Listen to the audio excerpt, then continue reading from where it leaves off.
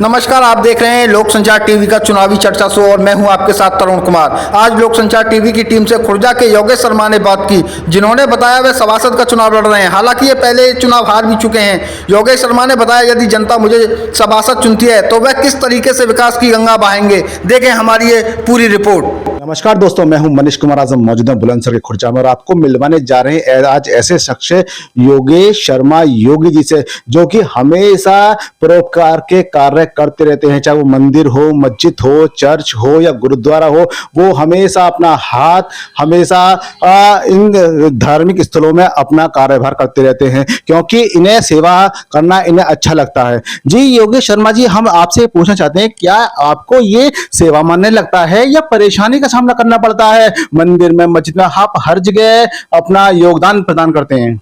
ये मेरा सेवा भाव है और सेवा करनी चाहिए। खाली मंदिरों में, मस्जिदों में नहीं, धार्मिक स्थलों में नहीं, आम आदमी की भी सेवा करनी चाहिए। चाहे वो गरीब हो, किसी जाति धर्म का हो, सबकी सेवा करनी चाहिए। जैसे कि आपने ऐसा हमने सुना था कि आपने कुछ दलितों के विषय में भी आपने कुछ उनके विषय में अच्छे कार्य किए थे, जैसे कि कुछ ट्यूशन फीस दी है आपने उनकी या फिर स्कूल फीस दी है, इस तरह से हमने सुना था। क्या ये बात सत्य है? हाँ, ये बात सत्य है। एक बार ऐसा भी हुआ कि अभी कोरोना टाइम में एक गरीब दलित की बेटी एक्सपायर हो गई, 14 साल की। वो मेरे पड़ोस में रहते हैं, थोड़ी दूरी पे। तो उन पर क्रियाक्रम के तक पैसे नहीं थे। मैं किसी का नाम नहीं लेना चाहूंगा, चूंकि उनके सम्मान की बात है। वो सब मैंने किया और करना चाहिए, वो मेरा फर्ज था। एक आम आदमी के नाते, एक अच्छे इंसान के नाते करना चाहिए। जी, जैसे कि आप इस परोपकार के कार्य करते रहते हैं और आप इस समय पर सभासद के लिए आपने पर्चा भरा है, नामांकन भरा है, आप क्या समझते हैं कि आपको लोग कितना सराहेंगे? लोग मुझे काफी सराहते हैं शुरू से ही। हाँ, मैं 2 बार चुनाव हार चुका हूँ, चूंकि अंधभक्ति का दौर चल रहा है। अच्छे लोगों को लोग वोट नहीं देते, झूठ बोलने वाले को वोट देते हैं, शराब के बदले, मुर्गों के बदले, झूठे कामों के बदले। और फिर वो 5 साल पछताते हैं। जातिवाद के नाम पे वोट देते हैं, पार्टीवाद के नाम पे वोट देते हैं। मैंने पर्चा दाखिल किया है। ऐसा संभव नहीं है कि मैं हारूं या जीतूं, मुझे कोई दिक्कत नहीं है। मेरा सेवा करने का भाव शुरू से रहा है, मैं करता रहूंगा।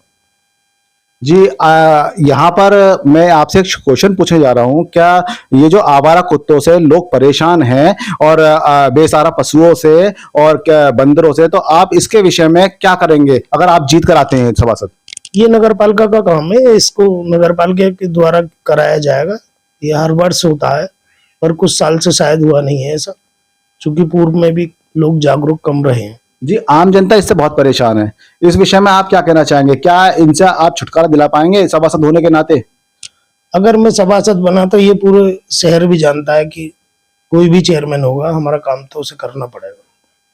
क्योंकि आपको पता है, विगत सालों में हमने हॉस्पिटल पे भी धरना दिया है और अपनी बात मनवा के माने हैं।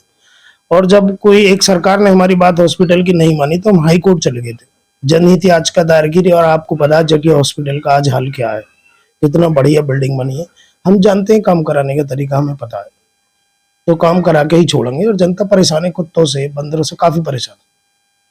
जी, यहाँ पर एक जो मौजूदा चेयरमैन थे उनके ऊपर आरोप लग रहा था कि ये काम नहीं कराते हैं या इनके कार्यकाल में कर्मचारी इन्होंने काम नहीं किया। इस विषय में आप क्या कहना चाहते हैं? देखो, मैं अपने वार्ड को देखूं, शहर को देखूं, सफाई कर्मचारियों ने बहुत अच्छा काम किया और वाकई गौर काबिले तारीफ है उनकी कि उन्होंने कोरोना जैसे, कोविड जैसे टाइम में सफाई कर्मचारियों ने जो काम किया, हमें गर्व है उनको। मैं सलूट करता हूँ उनको। लोग स्वास्थ्य कर्मियों को ही सलूट करते हैं, पर किंतु सफाई कर्मचारियों ने वो काम किया है कि उनके हमें सलूट करना चाहिए। उन्होंने कोरोना के टाइम में भी, कोविड के टाइम में अपने बच्चों को नहीं देखा, अपनी बीमारी हारी नहीं देखी और वो जनता की सेवा करने चले आए। उनके लिए बारंबार सलूट है। जी, जो सफाई कर्मचारियों ने आपने जैसे बताया कि उन्होंने बहुत कार्य किया, ये बात तो तारीफ तो कर प्रधानमंत्री नरेंद्र मोदी जी ने भी की है सफाई कर्मचारियों को, और उन्हें सफाई नायक का दर्जा दिया गया है। उसमें आपने भी तारीफ की है। इसमें नगर पालिका का जो योगदान है, इसमें आपका भी सेवा मान्य है कि आपने भी लोगों की बहुत सहायता की है, ऐसा हमने सुना था। इस विषय में आप क्या कहना चाहते हैं? देखिए, मैं एक आम नागरिक हूँ, समाज सेवा की मेरे दिल में आग है और वो मैं करता रहूंगा। कोविड का समय आए, चाहे कोई भी परेशानी के समय, हमें करना चाहिए। रही बात, अभी आपने पूछा कि नगर पालिका के चेयरमैन पे कुछ आरोप लगे, सब पे लगते रहते हैं आरोप। और एक बार पिछली कभी, मैं काफी पुरानी बात करूं, अब तो तनख्वाह शायद मिलती रहती है, अब धरना प्रदर्शन कम होते हैं नगर पालिका में। एक बार धरना प्रदर्शन हुआ तो मैं NSUI का प्रभारी था यहाँ। मैंने सफाई कर्मचारियों के साथ सहयोग किया, धरना में बैठा, उन्हें समर्थन दिया और उनके साथ तन मन धन से लगा। और ये सफाई कर्मचारी संघ के अध्यक्ष रहे, उस टाइम में कर्मचारी रहे, उन्होंने भी देखा है सारी चीज। जी, जैसे हमने सुना भी है कि आप जात पात को नहीं मानते हैं, आप हमेशा इंसानियत को ऊपर रखकर चलते हैं। इस विषय में आप क्या कहना चाहते हैं? देखिए, जात पात क्या है, मैं बताऊंगा आज आपको जात पात की बात। कि डॉक्टर बाबा भीमराव अम्बेडकर की पत्नी ब्राह्मण थी। क्या जात पात निभाना, इंसान होना चाहिए, इंसान के काम आना चाहिए, इसमें जाति और धर्म कहाँ से आ गया? तो मैं नहीं मानता है जाति धर्म, कुछ नहीं मानता। इंसान अच्छा होना चाहिए, एक दूसरे के काम आना चाहिए, यही काफी है। क्योंकि ऐसा माना जाता है जैसे चुनाव नजदीक आते हैं वैसे ही जैसे बरसाती मेंढक उछल उछल के ऊपर आ जाते हैं, वैसे वैसे जातियों का भेदभाव शुरू हो जाता है। इस विषय में आप क्या कहना चाहते हैं? देखिए, भेदभाव कभी नहीं करना चाहिए। इंसान जब पैदा होता है बच्चा, तो उसकी कोई जाति होती है ना धर्म होती है।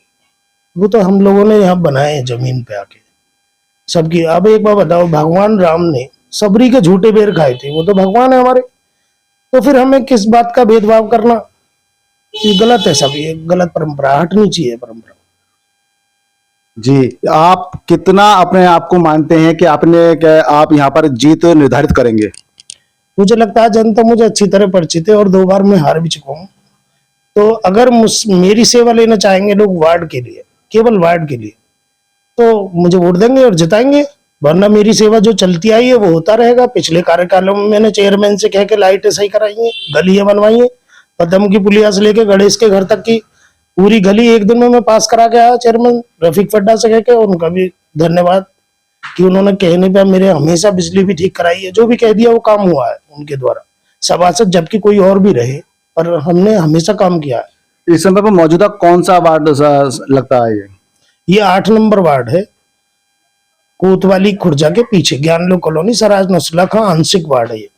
जी, नंबर 8 के जो वोटर्स हैं, आप उनको क्या संदेश देना चाहते हैं?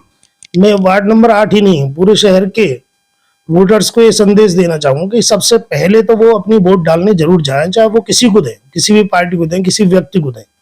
दूसरी बात यह सोचे कि कौन आपके पूरे 5 साल काम आ सकता है, कौन क्या भला है या बुरा है। उसकी जाति धर्म या पार्टी न देखें, क्योंकि ये लोकल चुनाव है। इससे आप मुख्यमंत्री या प्रधानमंत्री नहीं चुन रहे हैं, आप नगर की व्यवस्था चुन रहे हैं, एक लोकल व्यवस्था है ये। तो सबको वोट देने जाना चाहिए, रुपए पैसे या किसी भी लालच में नहीं आना चाहिए, किसी दावत में, शराब में, मुर्गे में नहीं आना चाहिए। फिर 5 साल पछताना पड़ता है जब गंदे लोग चैन हो कर आती है। बस ये कहना चाहूंगा। ये थे हमारे साथ योगेश शर्मा जी, जिन्होंने हमें बताया कि इन्होंने चाहे कैसे भी धरना प्रदर्शन किए हो या कुछ भी किया हो, इन्होंने गरीबों की सहायता की है और ये जात पात को बिल्कुल नहीं मानते। ये हर चीज जात पात को नकारते हैं, इंसानियत सबसे ऊपर है ये मानते हैं। कि ये जानते हैं कि इन्होंने जब सभासद हार गए थे उसके बावजूद भी इन्होंने कैसे भी चाहे धरने करे हो चाहे प्रदर्शन किए हो, इन्होंने अपने वार्ड में बहुत बहुत ज्यादा काम किए हैं। इन्होंने हमेशा दलितों की सहायता की है।